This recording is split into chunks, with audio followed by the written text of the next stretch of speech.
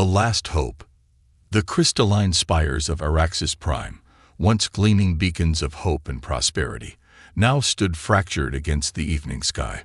Smoke billowed from countless impact craters across the capital city's surface, a grim testament to the 3 weeks of relentless bombardment.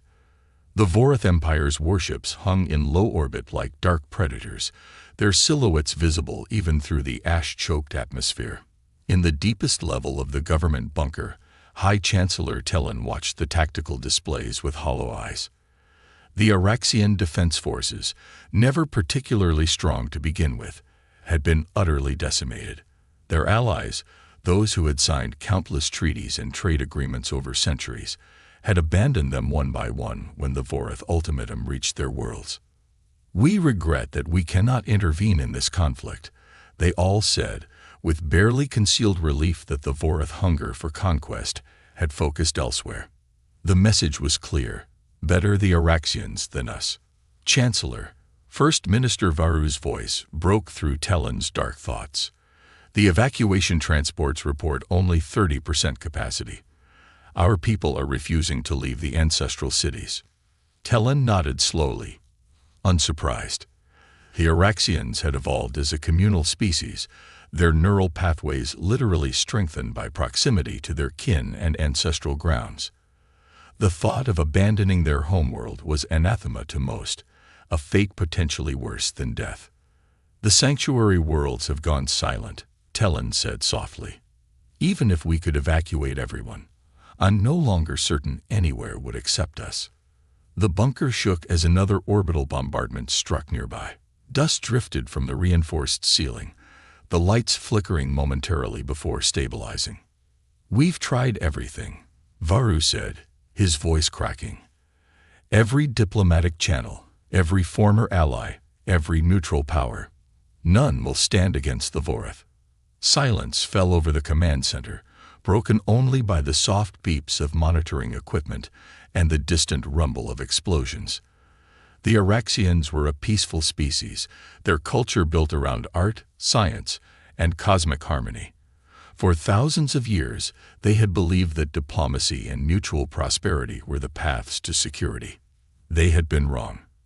"There is one option we haven't considered," said a quiet voice from the communication station. All eyes turned to Kira, the youngest member of the High Council. Fresh from the academy, she had been appointed just days before the invasion began. "The humans," she said, meeting the Chancellor's gaze steadily. The word hung in the air. "Humanity. The newest species on the galactic stage, having achieved faster-than-light travel barely 30 years ago. An enigma that had joined the galactic concord but remained largely isolated, establishing only minimal diplomatic and trade relations. The humans have no stake in this conflict," Varu objected. "They have no treaties with us, no obligations. But they have no treaties with the Vorath either," Kira countered. "And they're the only major power that hasn't explicitly refused to help." Tellen frowned. "What do we even know about them? Their military capability, their technology level. Would they even have the power to stand against the Vorath if they wanted to?" Nobody answered. Humanity was a mystery. Unlike other species that proudly displayed their military might or technological achievements upon joining the galactic community, humans had been remarkably reticent about their capabilities. They maintained minimal embassies, engaged in modest trade, and spoke little of their homeworld or military strength. Some speculated this was because they were weak and primitive, despite achieving FTL travel. Others whispered darker theories, that humans were hiding something. "We have nothing to lose," Kira said finally. "Our people are dying. Our world burns, if there's even the slightest chance." Tellen stared at the tactical display, watching another section of the capital city turn red as Vorath ground forces advanced. She was right. They had nothing left to lose. "Send the message," Tellen ordered, a direct appeal to their highest authority. No diplomatic niceties, no formal language. Tell them exactly what's happening here. Tell them we're being exterminated. The communications officers worked quickly, composing a simple distress call. Unlike the formal diplomatic requests they had sent to their supposed allies, this message was raw, desperate, a dying civilization's final plea. To the government and people of Earth, we are the Araxians. The Vorath Empire is systematically destroying our world and people. All others have abandoned us. If you can help in any way, please respond.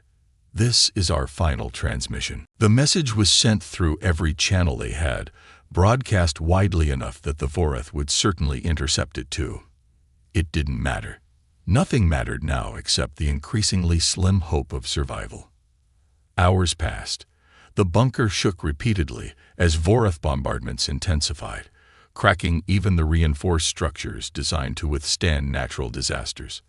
System after system reported failures. The end was approaching. Chancellor, the communications officer, called suddenly, voice tight with surprise. "We're receiving a response. It's from Earth." The command center fell silent. Tellen straightened, ignoring the pain from 3 days without proper rest. "Put it through." The holographic display flickered to life, revealing a human face. Female, Tellen thought, though her knowledge of human sexual dimorphism was limited. The human wore a simple dark uniform with minimal insignia. "I am Admiral Helena Chen of the United Earth Defense Force," the human said without preamble. Her voice was calm, methodical. "We have received your distress call and verified the situation. Help is coming. Please transmit the coordinates of all Vorath fleet positions and your remaining defensive capabilities." Tellen stared in disbelief. No expressions of sympathy. No diplomatic hedging. No questions about what Earth would gain from intervention. Just a simple statement that help was coming, as if it were the most natural response in the world. "Admiral," Tellen managed finally. We are grateful, but you should understand the Vorath have over 200 warships in our system. They are the most powerful military force in this sector of the galaxy." The human's expression didn't change. "I am aware of the Vorath Empire's general capabilities.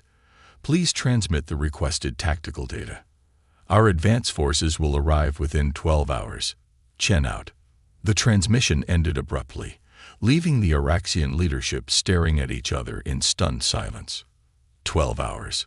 Varu finally sputtered. "That's impossible. Even with the most advanced FTL drives, the nearest human outpost is at least 3 days away at maximum speed." "Perhaps they already had ships nearby," Kira suggested. "Monitoring would have detected them." The defense minister objected. "There are no human vessels within our detection range."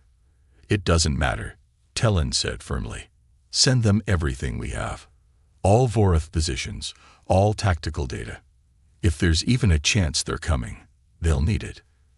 The next 11 hours were a blur of continued bombardment, failing systems, and desperate coordination of the remaining Araxian forces. Few in the bunker truly believed help would arrive, but the humans' promise had given them something to focus on beyond imminent death. When the proximity alarm sounded, everyone assumed it was yet another wave of Vorath attackers. "New contacts," the sensor operator called out, voice rising in pitch. "Massive energy signatures. Numerous vessels dropping out of FTL directly in system. Vorath reinforcements." Tellen asked grimly. "No," the operator replied, staring at her displays in disbelief. "Unknown configuration. They're coming in behind the Vorath fleet. Hundreds of them." The tactical display updated, showing a swarm of new signatures appearing as if from nowhere. Not dozens of ships as they had desperately hoped, but hundreds. The vessels were smaller than the massive Vorath dreadnoughts, but there were so many of them, emerging in perfect formation. "They're hailing us," the communications officer reported. "And the Vorath fleet." "Put it through," Tellen ordered, heart pounding. Admiral Chen's face appeared again, still impassive, though Tellen thought she detected a hint of cold determination in those alien eyes. "Chancellor Tellen, this is Admiral Chen commanding the Earth Expeditionary Fleet. We have arrived as promised and are engaging the Vorath forces. Please direct all civilian populations to shelter in place. This will be over soon." Before Telin could respond, the transmission shifted to an open channel, now broadcasting to both Araxian and Vorath forces. Chen's voice took on a harder edge. "Attention Vorath fleet. This is Admiral Helena Chen of the United Earth Defense Force. You are engaged in the unprovoked assault of a peaceful civilization. You will power down your weapons, withdraw your ground forces, and leave this system immediately. You have 5 minutes to comply. There will be no further warnings." In the deathly silence that followed, First Minister Varu leaned toward Telin. "They can't possibly think the Vorath will retreat," he whispered. "The Vorath Empire has never backed down from anyone." Telin could only watch the tactical display where the human fleet was spreading out in formations unlike anything he had seen before. Not the rigid, hierarchical arrangements favored by most galactic powers, but something fluid, adaptive, and utterly alien. The Vorath response came swiftly, exactly as expected. "Unknown fleet, this is High Commander Vorax of the glorious Vorath Empire. Your interference in imperial matters is an act of war. You will withdraw immediately or be destroyed alongside the Araxian vermin." Admiral Chen didn't respond to the threat. Instead, the human fleet suddenly accelerated, their formation shifting again like a living organism. And then, the impossible happened. The first Vorath dreadnought exploded in a brilliant flash of light, followed by another and another. On the tactical display, human ships moved with impossible speed and precision, targeting the Vorath vessels with devastating accuracy. "By the ancients," breathed the defense minister, "what are we seeing?" No one answered. No one had words to describe the systematic dismantling of the most feared armada in the sector by a species that most of the galaxy had dismissed as primitive newcomers. The Araxians could only watch as humanity revealed exactly why they had kept their capabilities hidden for so long. And as the tide of battle turned decisively in a matter of minutes, a new emotion spread through the command bunker. Hope. Humanity unleashed. Supreme Warlord Vorax of the Vorath Empire had never experienced fear. In 3 centuries of military service, he had conquered 17 worlds and crushed dozens of alien species beneath his boot. The Vorath had reigned unchallenged for millennia, their biological and technological superiority proven time and again across the stars. Yet now, standing on the command deck of his flagship, the Eternal Dominion, Vorax felt the unfamiliar sensation of cold dread slithering down his spine. "Status report," he barked, watching as another of his dreadnoughts erupted into an expanding cloud of superheated plasma. "We've lost 30% of the fleet," Supreme Warlord, his second-in-command reported, mandibles clicking in agitation. "These humans, they're not fighting according to any known doctrine. Their ships are too fast, too maneuverable. And their weapons." An alarm blared, cutting him off. The tactical officer's voice rose to a pitch that betrayed his panic. "Multiple human vessels approaching on attack vector. Energy signatures indicate weapons lock. Evasive maneuvers." Vorax commanded, "Bring all weapons to bear." But the Eternal Dominion, pride of the Vorath fleet and veteran of 100 conquests, was designed for overwhelming force, not agility. Before it could even begin to turn, 3 human vessels, each barely a tenth its size, executed a series of impossible maneuvers, darting through the defensive screen. On the view screen, Vorax watched in disbelief as the human ships danced around his flagship's point defense systems, moving in ways that defied conventional physics. Their hulls were dark, absorbing rather than reflecting sensor suites, making targeting almost impossible. In the Araxian command bunker, Chancellor Telin and his staff watched the battle unfold with a mixture of relief and horror. Relief at their salvation, horror at the casual ease with which the humans had dismantled the most feared military force in known space. "How is this possible?" Varu whispered. "Their technology, it's beyond anything we've seen." "I don't think it's just technology," Kira replied, studying the tactical feeds. "Look at how they fight. It's not like anything we've seen before. The coordination, the adaptability. Tellen nodded slowly. They fight like they've done this before. Many, many times. A sobering thought settled over the Araxian leadership. What kind of history had shaped these humans? What crucible had forged them into the force they were witnessing? 3 hours after the first human ship had appeared in the system, the battle was over. The remaining Vorath vessels had fled, jumping to FTL with whatever functionality they could cobble together. On the planet's surface, most Vorath ground forces had surrendered, faced with the choice of capitulation or orbital precision strikes. When Admiral Chen's shuttle landed outside the government bunker, Chancellor Tellen led a delegation to meet their unexpected saviors. The human admiral was shorter than expected, her physical presence unimposing. Yet she carried herself with a quiet confidence that commanded respect. "Chancellor Tellen," she said, inclining her head slightly, "I'm pleased to find you alive. We were concerned we might have arrived too late." "Admiral Chen," Tellen replied, struggling to find adequate words. "Your arrival was miraculous. We cannot begin to express our gratitude." Chen's expression softened slightly. "No gratitude is necessary. We responded as any civilized species should when witnessing genocide." The implied rebuke to the rest of the galactic community hung in the air. "Nevertheless," Tellen continued, "you have saved our civilization. The Araxian people are forever in humanity's debt, whatever we can offer in return." Chen raised a hand, stopping him. "Earth doesn't seek payment for preventing atrocities. However, we would welcome the opportunity to establish more formal relations with your people. There is much we could learn from each other." As they walked toward the bunker for more formal discussions, Kira found herself beside a young human officer. "May I ask you something?" she ventured.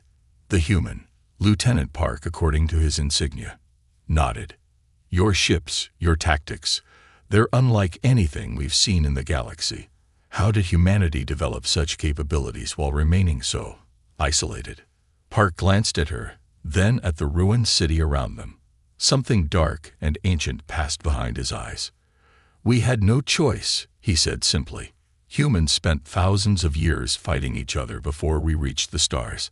Our history is written in blood and fire. We nearly destroyed ourselves many times over." He paused, looking up at the sky where human vessels still patrolled. "When we finally achieved unity and looked to the stars, we hoped to find a peaceful galaxy. Instead, we discovered empires like the Vorath. We recognized the pattern immediately. We had seen it too many times in our own history." "So you prepared for war," Kira said, understanding dawning. Park nodded. "We hoped for peace, but prepared for the worst. It's what humans have always done." In the days that followed, humanitarian aid flowed to Araxis. Human medical teams treated the injured while engineering corps helped rebuild critical infrastructure. The speed and efficiency of the relief efforts was almost as impressive as the military operation had been. News of the Vorath defeat spread rapidly across the galaxy. Diplomatic channels buzzed with alarmed communications as species that had long taken the stability of power for granted suddenly found themselves reevaluating everything they thought they knew. In the Grand Council chamber of the Vorath Empire, Supreme Emperor Karvosh received the battered survivors of the expedition fleet with cold fury. "You allowed primitives to defeat the Imperial Armada," he hissed at the kneeling form of Vorax. "They were not primitives, Divine Emperor," Vorax replied, head bowed. "These humans, they fight like nothing we have encountered. Their technology, their tactics." Silence. The Emperor roared. "The Vorath Empire does not accept defeat. We will gather our forces. We will crush these humans and make an example of them to the galaxy." Grand Strategist Vex, oldest and wisest of the Emperor's advisors, stepped forward cautiously. "Divine Emperor, if I may, the humans allowed survivors to return. They deliberately let our forces retreat when they could have annihilated them completely." "Weakness," the Emperor spat. "No, your divinity," Vex countered carefully. "A message. They wanted us to see what they could do. They'd wanted us to report their capabilities." The council chamber fell silent as the implication sank in. They weren't just saving the Araxians, Vex continued. They were announcing their presence to the galaxy, and specifically, to us. As the Vorath Empire grappled with its first defeat in centuries, and as the Araxian people began the long process of rebuilding, humanity quietly continued its preparations. Deep in Earth's secure facilities, diplomatic and military leaders reviewed the engagement data. The Vorath reacted exactly as predicted, the Secretary General noted. They'll be planning a retaliatory strike. Admiral Chen nodded. And we'll be ready. But more importantly, the rest of the galaxy has received our message. That humanity will not tolerate genocide, asked another council member. That, yes, Chen agreed, but also something more fundamental that the galaxy needs to understand about us. She looked around the table at the leaders of Earth's United Nations.